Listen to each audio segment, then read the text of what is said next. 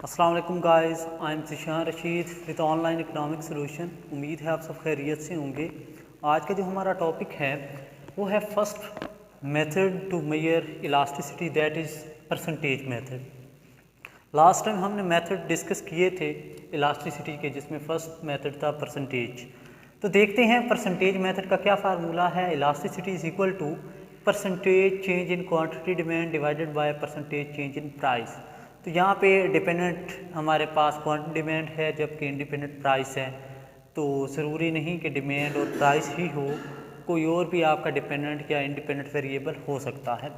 देखें मैंने टेबल की हेल्प से जस्ट एक केस, क्योंकि हमारे पास इलास्टिसिटी के मैग्नीट्यूड्स ज़्यादातर 5 किस्म के होते हैं। Equal to 1, greater than 1, less than 1, equal to 0, equal to infinity. ठीक है, तो देखें मैंने एक केस लिया है सिंपल टेबल में इक्वल टू 1 वाला।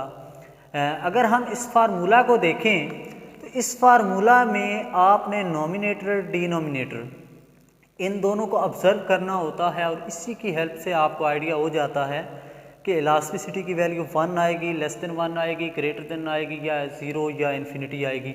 देखें मैं सिंपल ये कहता हूँ कि नॉमिनेटर अगर 10 है, डिनोमिनेटर भी 10 है, दोनों 10 हैं, तो 10 के साथ क्या हो जाएगा, कैंसिल। तो इसका मतलब है इलास्टिसिटी इक्वल टू 1 आएगी। ठीक है, इसी तरह अगर नॉमिनेटर ग्रेटर देन 10 हो और डिनोमिनेटर लेस देन 10 हो, तो ये वैल्यू क्या आनी चाहिए, ग्रेटर देन 1।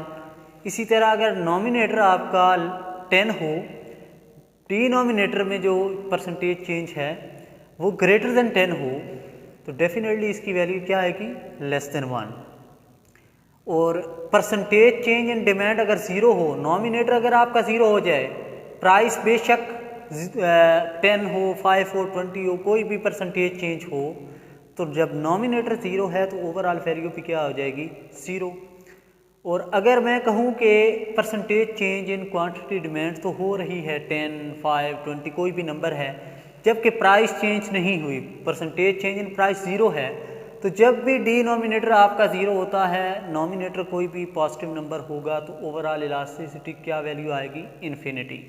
ठीक है, तो ये तो वैसे जनरल आइडिया था। अब देखते हैं टेबल में, देखें प्राइस 20 से 10 हुई, प्राइस कितनी कम हुई है, 50%। और परसेंटेज चेंज मैंने आपको बता रखा है, आप लेक्चर जो स्लोप और इलास्टिसिटी का डिफरेंस है वो देख सकते हैं प्रीवियस लेक्चर में।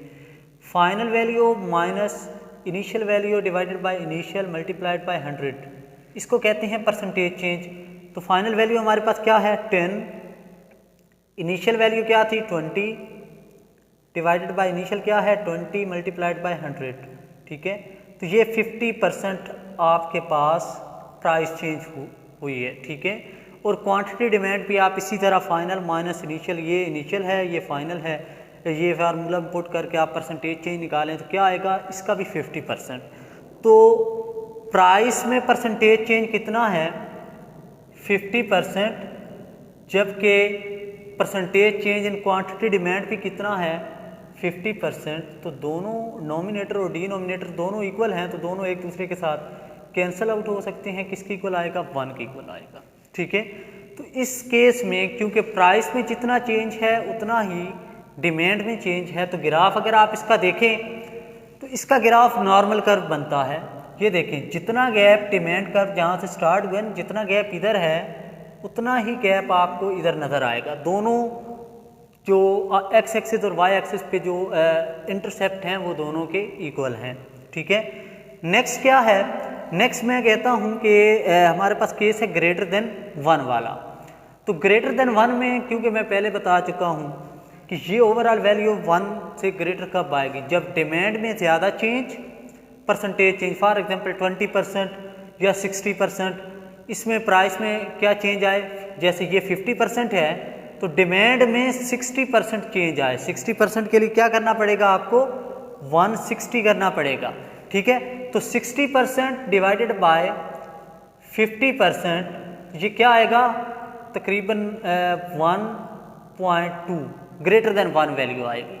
ठीक है, तो इस केस में डिमांड कर्व कैसा बनेगा, ये देखें, क्योंकि आपने कहा है कि नॉमिनेटर में ज़्यादा चेंज, तो इधर देखें नॉमिनेटर QD एक्स एक्सिस पे है, जबकि वाई एक्सिस पे डिनोमिनेटर है, तो इसमें इतना सा गैप मतलब कि चेंज आ सकता है और इसमें ज़्यादा चेंज आ सकता है।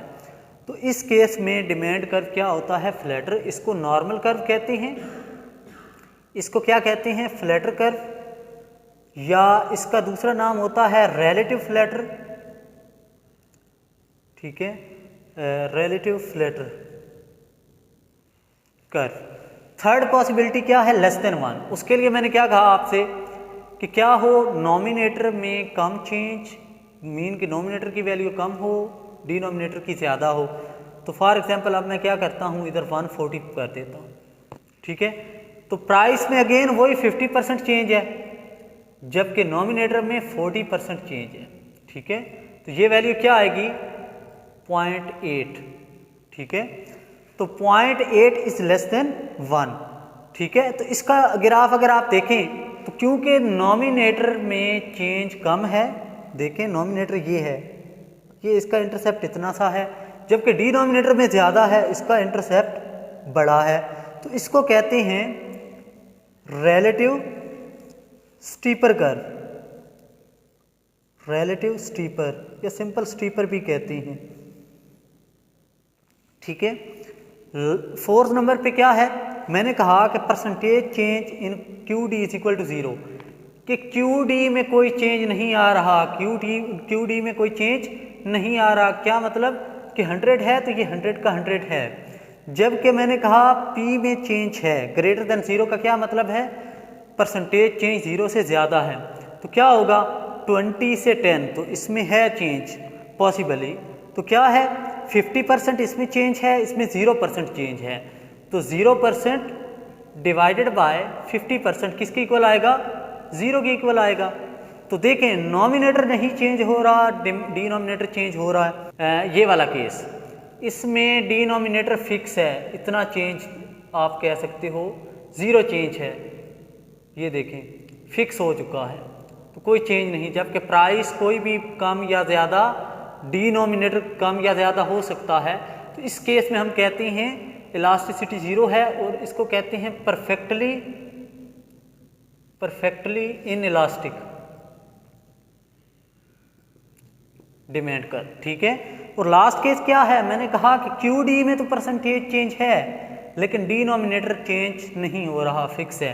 तो डिनोमिनेटर इसमें आप बेशक चेंज कर ले 150, जबकि ये चेंज नहीं हो रहा, तो इधर भी आपको क्या करना पड़ेगा, 20 और 20। तो इस केस में क्या होगा, इधर तो 50% चेंज है, लेकिन इधर 0% चेंज है। तो जब डिनोमिनेटर में 0 है तो ओवरऑल वैल्यू क्या आएगी, इन्फिनिटी। तो इस केस में इलास्टिसिटी इन्फिनिटी है और डिमांड कर्व की शेप ये होगी, और इसको कहते हैं, देखें डिमांड तो चेंज हो रही है लेकिन प्राइस क्या है, फिक्स है, प्राइस चेंज नहीं हो रही। इसको कहते हैं perfectly elastic demand curve, perfectly elastic demand curve. ठीक है, तो नॉर्मली ये नॉर्मल गुड्स के लिए होता है, ये लग्जरियस गुड्स जो हैं उनके लिए होता है, ये पेरिशेबल गुड्स या आप कह सकते हैं इन्फीरियर गुड्स के लिए होता है, और ये नेसेसरी गुड्स जो हैं, और ये इसकी कोई प्रैक्टिकल एग्जांपल नहीं मिलती जो परफेक्टली इलास्टिक डिमांड कर्व हैं, लेकिन इनकी एग्जांपल्स आपको प्रैक्टिकल लाइफ में नज़र आती हैं। तो ये था आज का टॉपिक। चैनल को सब्सक्राइब करें, लाइक करें, अगर कोई क्वेश्चन है तो पूछ सकते हैं। नेक्स्ट लेक्चर तक के लिए इजाज़त दें। अल्लाह हाफ़िज़।